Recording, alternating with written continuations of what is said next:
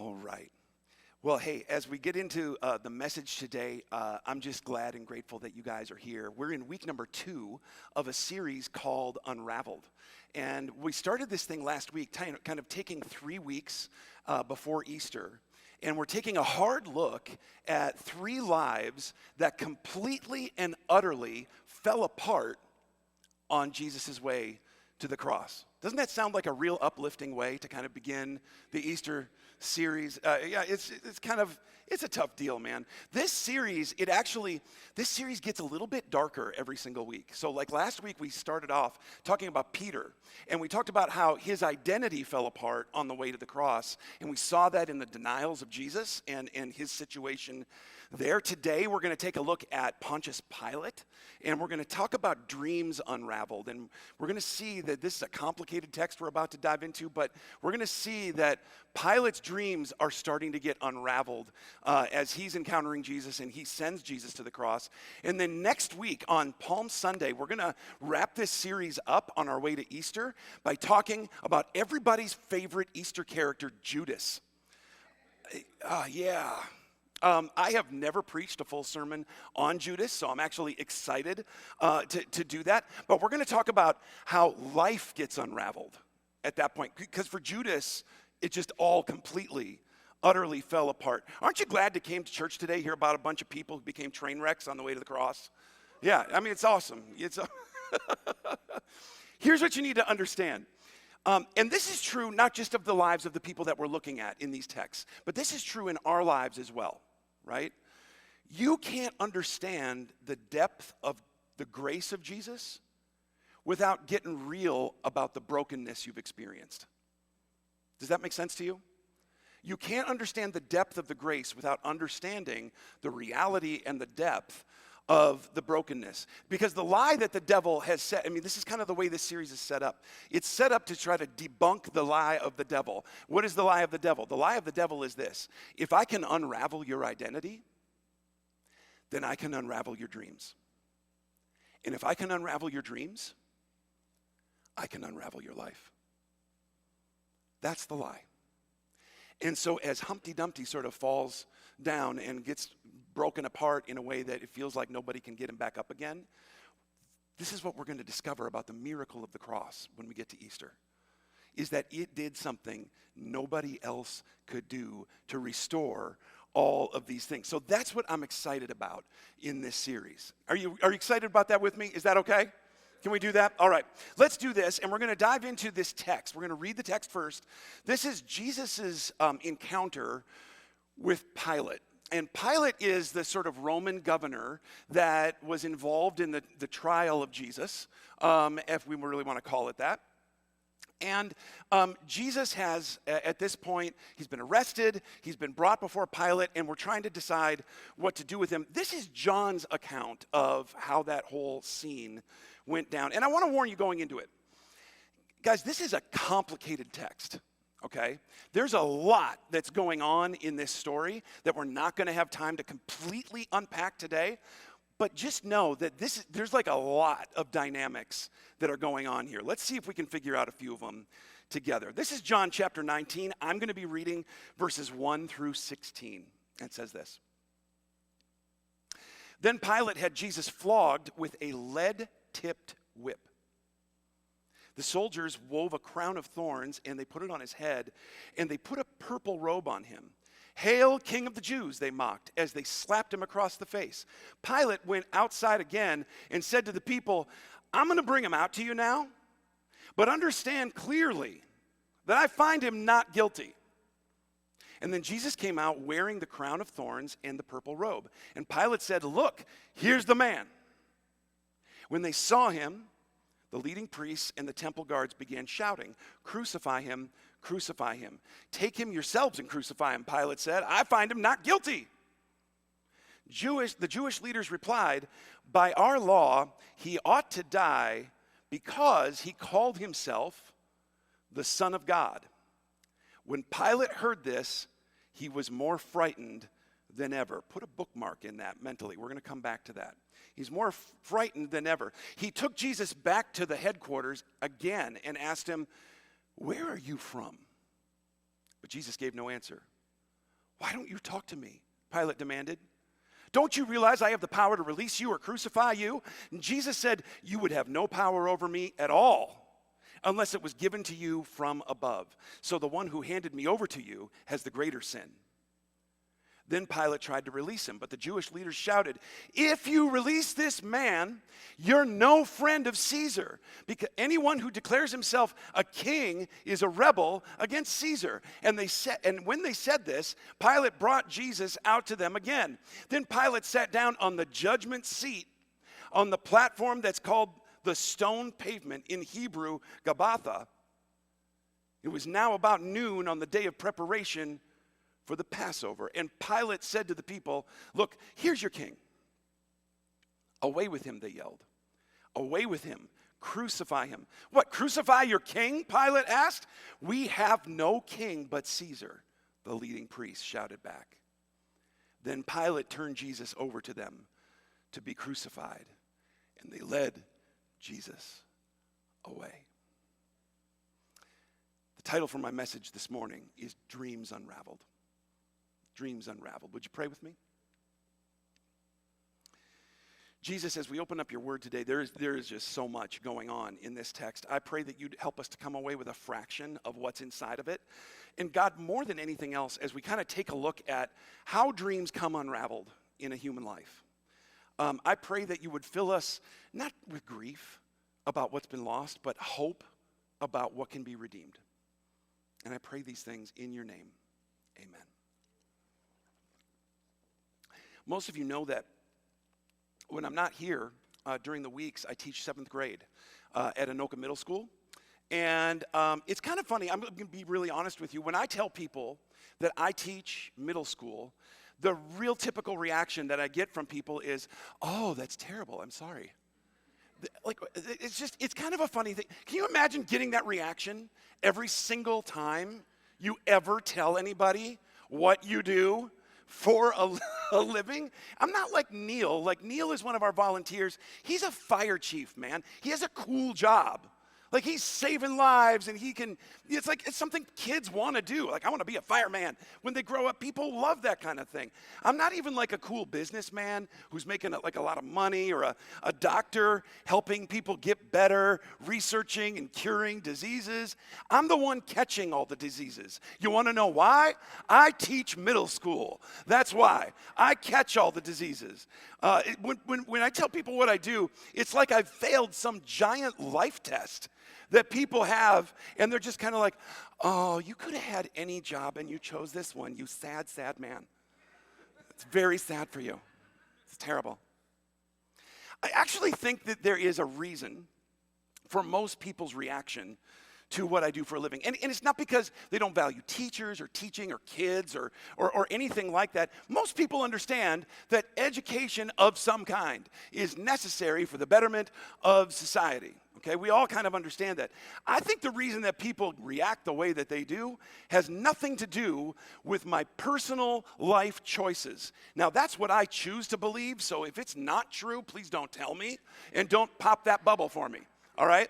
I like to live in that delusion. Just help a brother out here. That's all I'm asking for, all right? I think that the reason that people react the way they do when I tell them that I teach middle school is because they remember instantly what middle school was like for them, right? We remember what middle school is like. And if you don't remember it, can I just give you just a little refresher course on what middle school is all about? Here's what you need to remember about middle school. Parents, grandparents, just siblings. Here's what you need to remember for your own life, and apply this to the 11 to 13-year-olds in your own life. Okay, this is middle school in one sentence. Middle school is the place where dreams go to die. You know it's true. It's true. I see this Monday through Friday, every single week, 7:30 a.m. to 3:05 p.m., all the time. Dreams unraveling everywhere you go. Middle school is a graveyard of dreams. It just is. You've got, first of all, you've got like the vocational dreams.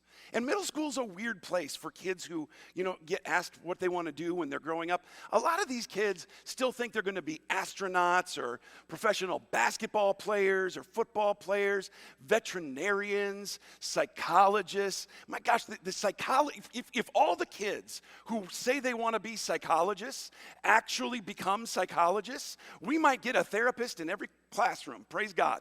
Because we need it, okay? I'm just telling you that right now. We just need it. But by the end of middle school, what's happened to a lot of these kids is they've given up on a lot of these kinds of dreams. Because why? They're starting to encounter and butt up against the real world and some real limitations that they're maybe facing. So it's maybe starting to become real that I'm not going to become a pro athlete. It's maybe starting to get real that I won't become an astronaut because I can't get out of pre-algebra, okay? That's just the way it is. Dreams dying everywhere you look on the vocational front in middle school. You've got relational dreams. Now, relational dreams of middle schoolers, these are special. Okay, you know what I'm talking. You think about the boy or the girl that you liked in middle school right now. You know exactly what I'm talking about. With these half-formed human beings and all of their social weirdness and their hormones and their changing bodies, they find another half-formed human being whose social weirdness matches up with their own really nice. You would think like the stars have aligned and the universe has come together and destiny has brought us together and we're forming lifelong commitments and you are the Romeo to my Juliet, even though we haven't read that yet. That's high school, okay? And when they break up 4 days later, okay, and that's about the average lifespan of a middle school relationship, by the way. Just the drama of it all is just overwhelming. You used to love me, and now I don't even know who you are anymore.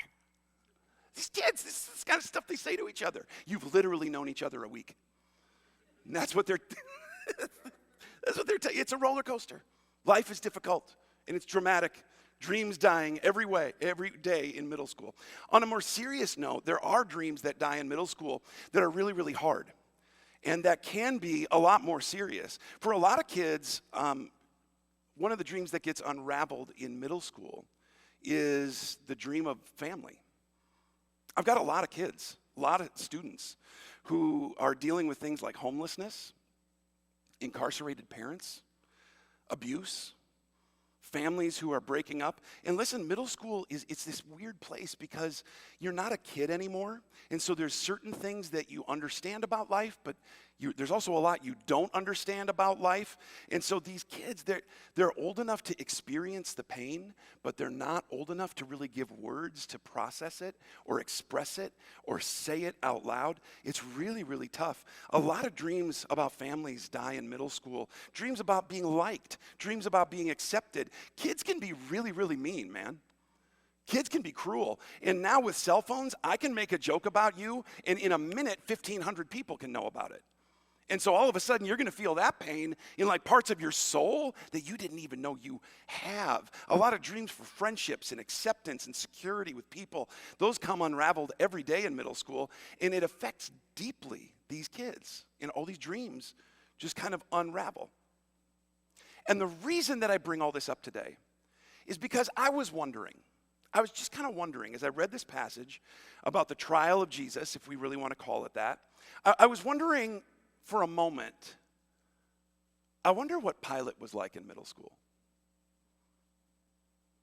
I wondered what dreams of his came unraveled. You know what I think, and I'd be willing to put money on this. I just bet, that Pilate was the type of kid that got bullied a lot. I bet he was. I'd be willing to bet that little 12-year-old 7th grade Pilate was probably short and scrawny and didn't have a lot of friends, that he got teased, that he got made fun of. He probably wasn't real popular. You know why I think that? I think that because in this scene that we just read from John 19, I think that we see Every crushed and unraveled dream that Pilate has ever had, all rearing its ugly head and coming back to haunt him. That's what I think. Every dream Pilate has that we can see here in this passage, it's all coming out. All of them center around power, authority, hierarchy, influence, advancement.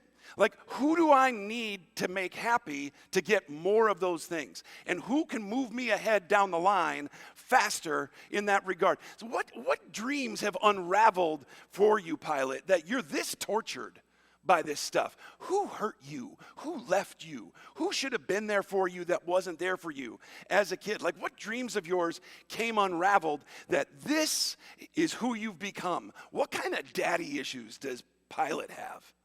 You ever wonder stuff like that? I bet they're significant. A man so driven by career and success that you deal in crosses and floggings to prevent anyone getting in the way of that. I wonder sometimes if when God looks at each of us and he looks at this world, that what he sees is a world of spiritual middle schoolers whose dreams are unraveling every single day, and they don't have either the maturity or the wisdom to know how to handle their hurt about it. People who experience pain, we don't have the words, and we don't have the wisdom to know what to do with it. And so we become like Pilate, haunted and driven by a lot of broken dreams. So what I want to do is, in the time I've got left this morning, guys, what I want to do is just kind of talk with you about this, and as we take a step closer to the cross and kind of talk about what happens when your dreams unravel. How does that happen? And what is the good news, if there is any, in the middle of this? Can we talk about that this morning? Is that all right? Okay, the first thing I want to talk about is this. And we're going to pull this right out of the passage, and it picks right up where we left off last week, okay? And that is this, that your identity determines your dream.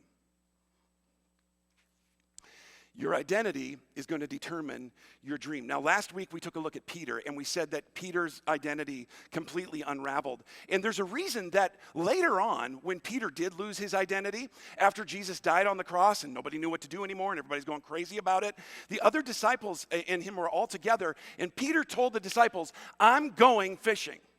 And when Peter said, "I'm going fishing," he's not saying like, "I'm going to go for a nice, boat ride on the lake."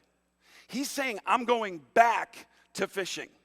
I'm going back to the way that life was before this. I'm leaving this life of discipleship that I had, and I'm going back to the way that life was before. I'm going to leave it behind, and I'm going to go back to my old work." Now, why would Peter do that?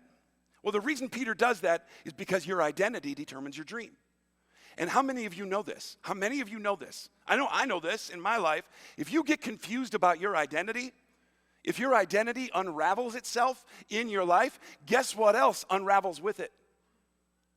Your dream, your dreams, your hopes. No identity, no dreams. I quit. That's where Peter's at. And that's how close identity and dreams kind of travel together. If you lose one, you're going to lose the other. Are you with me so far?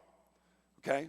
Pilate hasn't lost his identity yet, but he is having a big problem with it.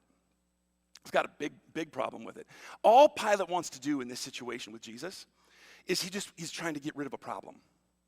This is a problem, and we just need to get rid of it. These Jewish priests are upset, and mobs are forming. People are getting very, very concerned, and it's getting a little bit out of hand. So Pilate just wants this whole thing like out of his hair. He keeps saying, "I find him not guilty. I don't know what your problem is. I told you I don't find him guilty. Why you keep coming back to me with this? Why are you hitting me up trying to get this guy killed when I told you already like 4 times, I don't see it. Leave me alone." And he keeps going back and forth with them until verse 7. Verse 7. It says that the Jewish leaders replied, "By our law, he ought to die because he called himself the Son of God." And then this is what the Bible says. It says, when Pilate heard this, he was more frightened than ever. Now, I didn't realize he was frightened before. Did you? He didn't seem like it. Now he's scared, and he's scared spitless. Why? Why is he so scared? In Pilate's world, there's only one other person who would claim to be a god.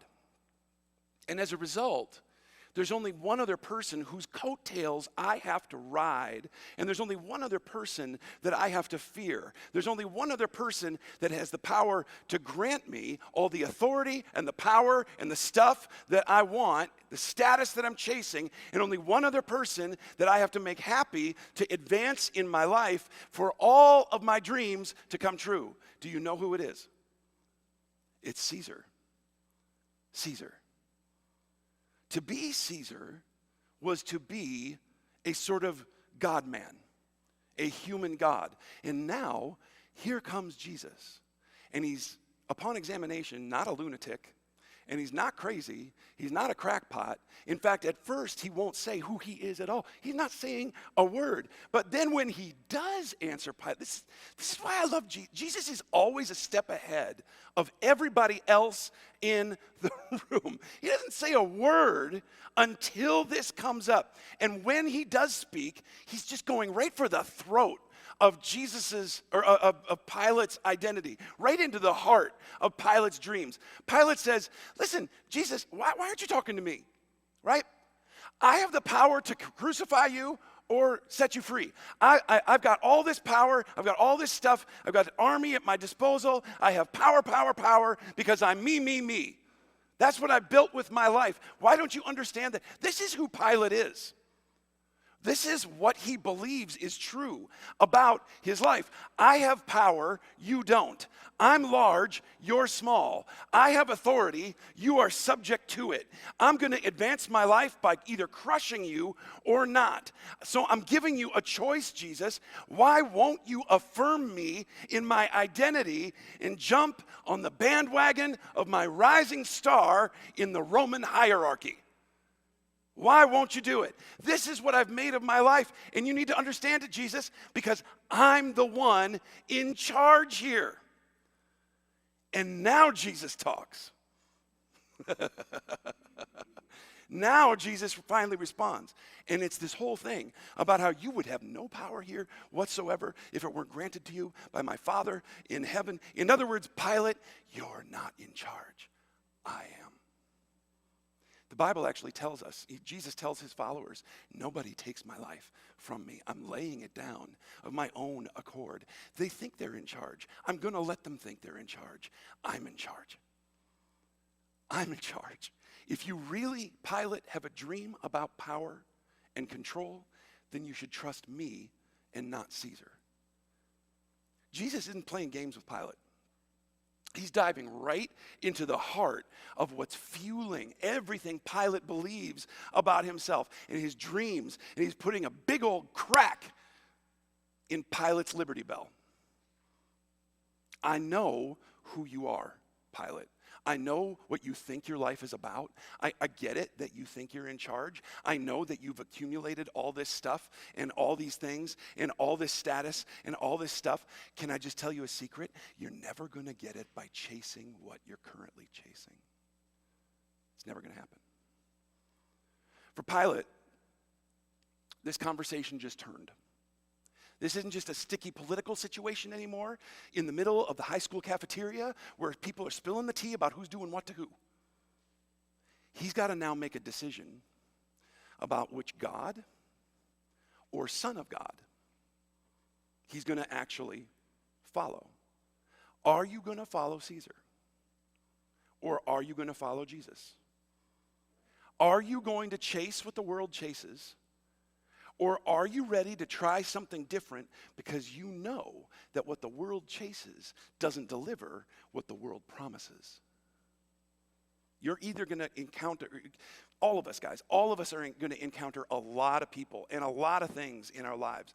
And they're all going to promise us different things about how they're going to fulfill your dreams and we can be this. And, you know, if you give me that, then we can do this together. And you're going to have to evaluate in your life what dreams you're going to chase. And the dreams you chase are going to flow out of the identity of who you understand yourself to be. So maybe you are like Peter and you don't know who the heck you are anymore. maybe you've reached that point in your life. Maybe you've given up on your dreams and they've all unraveled, and so you've quit trying. Or maybe you're a guy like Pilate and you've held on to an identity so tightly for so long that it's never really delivered what you thought it was going to deliver on. So when things come along that challenge that or buck up against that or crack down on that, it scares you and it unravels you. Either way, here's what we can say with certainty. If you want to know what someone believes themselves to be, watch the way they chase their dreams. Watch the way they chase after stuff in their lives, and you'll find out who they believe themselves to be. Don't listen to what they say. Watch what they do. Amen? Yeah. Listen, if you're chasing a dream of acceptance, what does that say about who you believe yourself to be? If you're chasing a dream of power, what does that say about what you believe you've lost in your life? If you're chasing a dream of affirmation, what does that say about what you're not secure in? See, your identity fuels your dreams, and we can learn a lot about who you are, just like we learned a lot about Pilate, by what threatens your dream and what you're willing to do to chase it. What scares you about someone saying that this isn't going where you think it's going? What scares you about that? If you're confident in the way that you're chasing your dreams, Pilate, then why does Jesus rattle your cage so bad? Why does he mess with you like that? Maybe you're a little bit more unraveled than you'd like people to really know. Are you with me so far? Are you with me so far? Guys, listen, this is heavy stuff today. This is heavy stuff. So stick with me in this, okay? I got to know you're with me. Help me preach this thing. Can we do that? All right. Second piece of it is this. So your identity fuels your dreams. We talked about that. The second piece is this. Your dream determines whose promises and power you're going to follow and who you're going to honor. Okay? Your dream determines whose power, and I would add the word promises, you're going to honor. See, the decision that Pilate is trying to make in the middle of this situation, the reason this is so hard for him, it isn't because it's just this annoying political situation. It is that, but it's more than that. It's because with one comment in one conversation, Jesus put a crack in Pilate's dream, and if somebody can make one comment and put a crack in your dream, can I tell you a little secret that you probably already know about your life? Is that all right? If one person in one conversation can get you to question your whole dream, then your dream is probably already standing on pretty shaky ground. It's probably already beginning to unravel.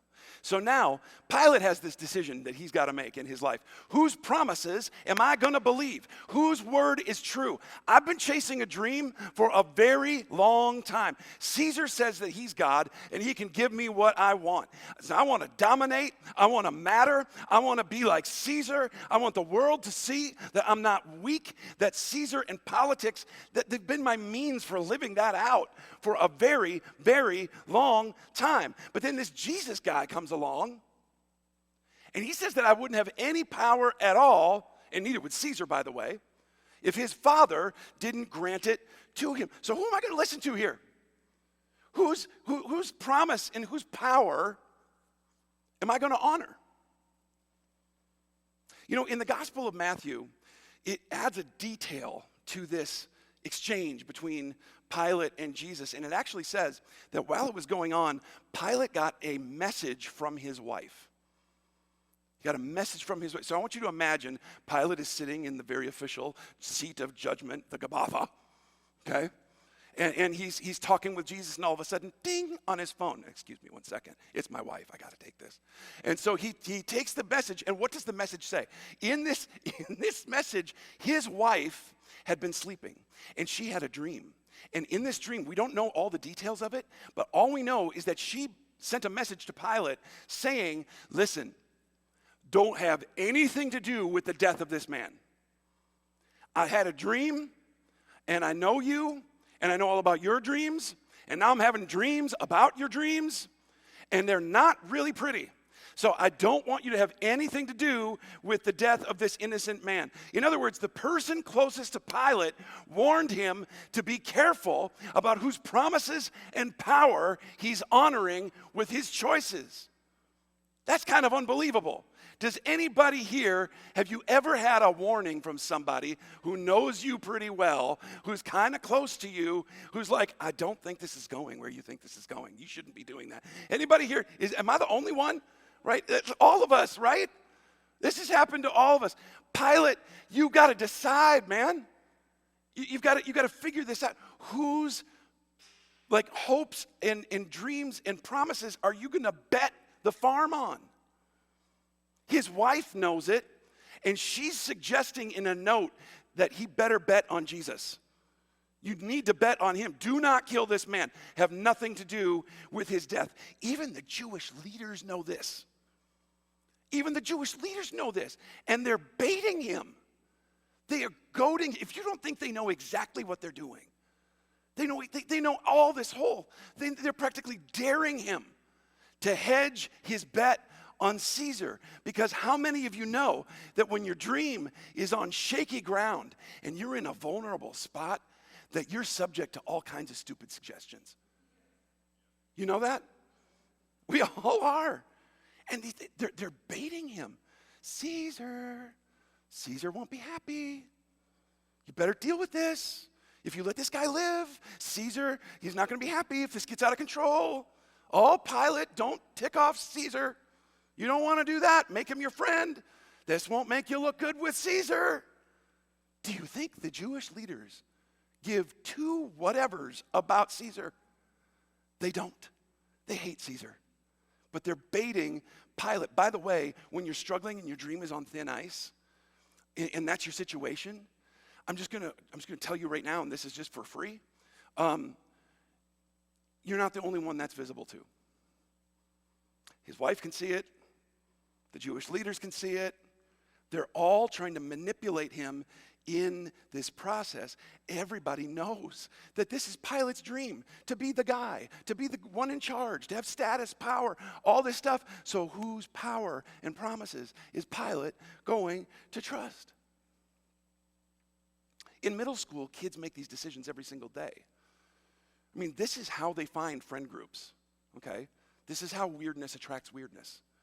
It's just how it happens. They form cliques. This is why they play the sports that they play. It's why they gravitate to the people that they gravitate to. Adults do the same thing. Who's got the power? Whose promises are true? Who can help me fill a void that's inside of me? You're going to face a million decisions every single week when you feel anxious or worried or scared or depressed. A million times a day, you're going to have to answer the question in your life: whose promises am I going to hang on to?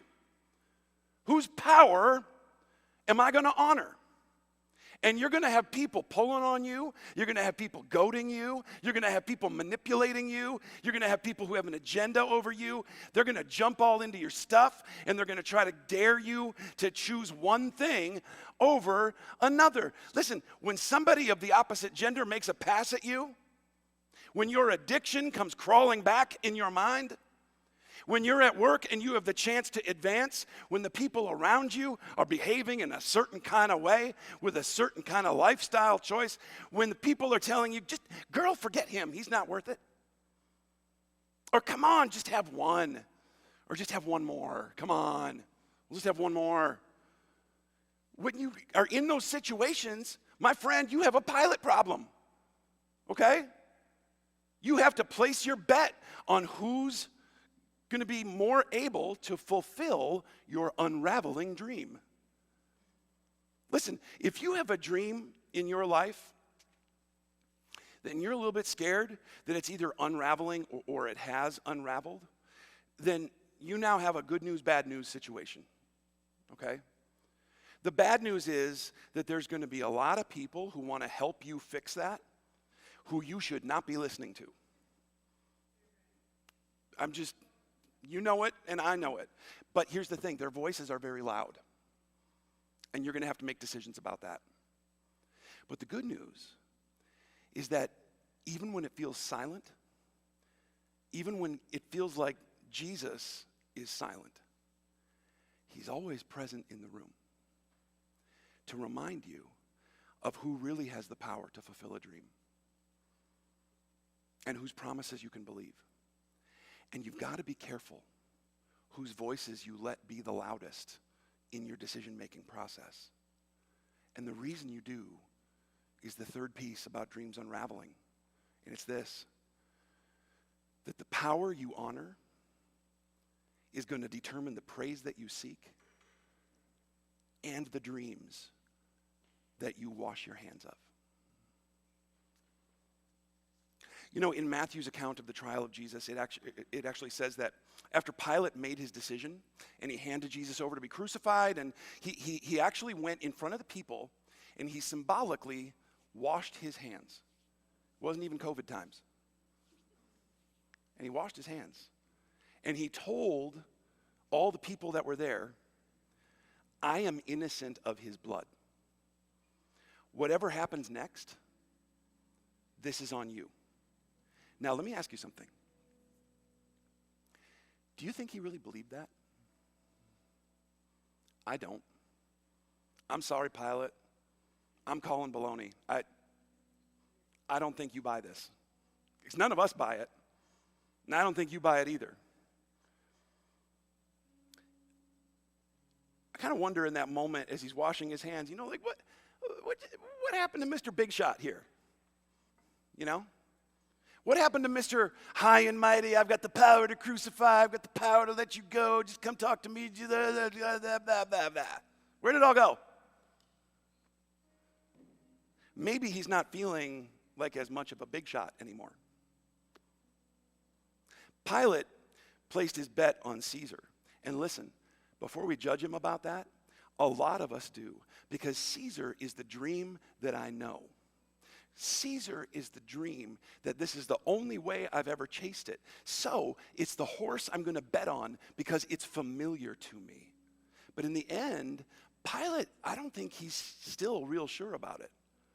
And that's where the hand washing comes from. That, listen, I'll do what I need to do to get the praise of Caesar. I need the praise of Rome that I handled this the way that it should be handled, and I did what I was supposed to do because I wanted to protect the dream of the Roman Empire and my own place within it.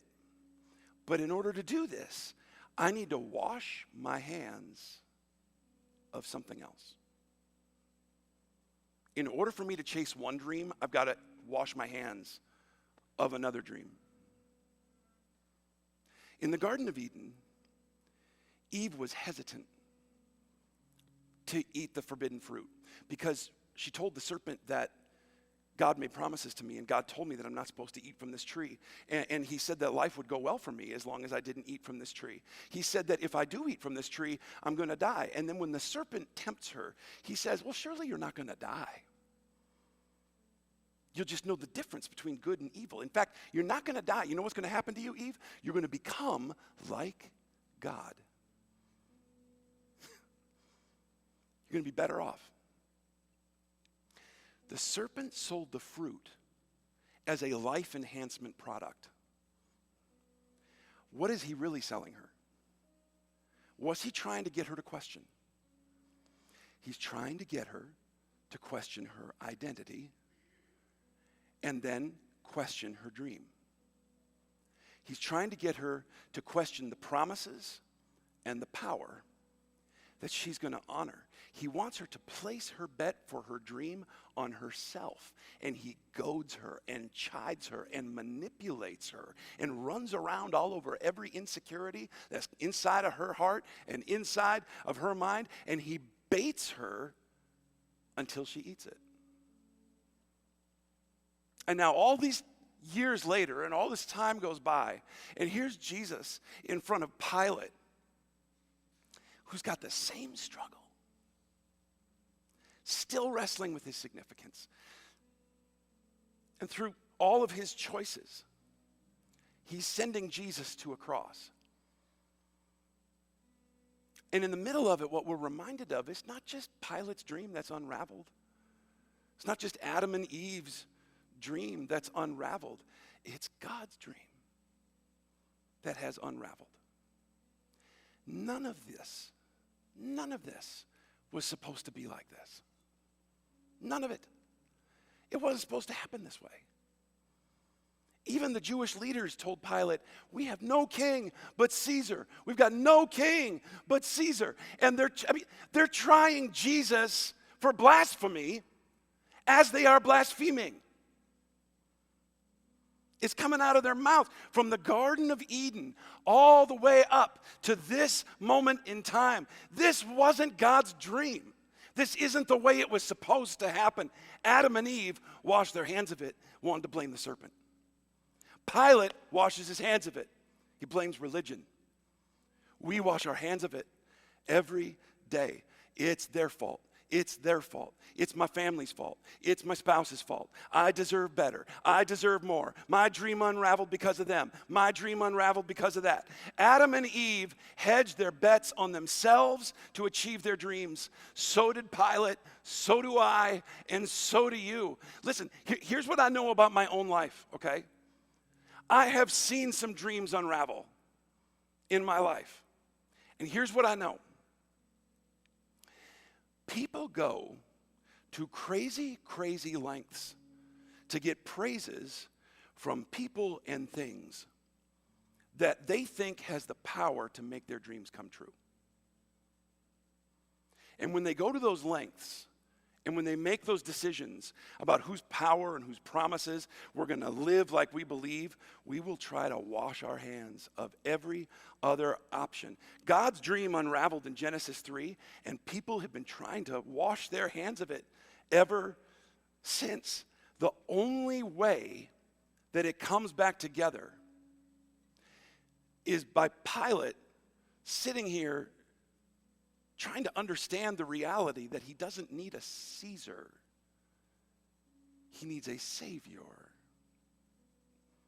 We all do. Don't miss this, church. Don't miss this. All the significance and the acceptance and the love and the joy, all the dreams you've ever had, all of it. These are dreams you cannot accomplish outside of Jesus and what's about to happen on the cross. The cross isn't where dreams go to die. The cross is where dreams go to be reborn and redeemed. You keep yourself grounded in that. You make that your prayer and your reality. Jesus, your dream for my life is better than my own. Your plan for my life is better than my own. May your voice be louder in my head and over my heart than it is over any other, and that would pull me in another direction. I trust that every dream I've ever had will come true, and my life will have meaning and significance and power and greatness and joy and fulfillment and purpose and acceptance and love only if I can begin to grow up and mature and graduate from this half-formed, half-baked version of myself into the man or the woman that you've called and created me to be. Listen, I know that there are people here today or people watching online. I know that there are people who have had some dreams unraveled.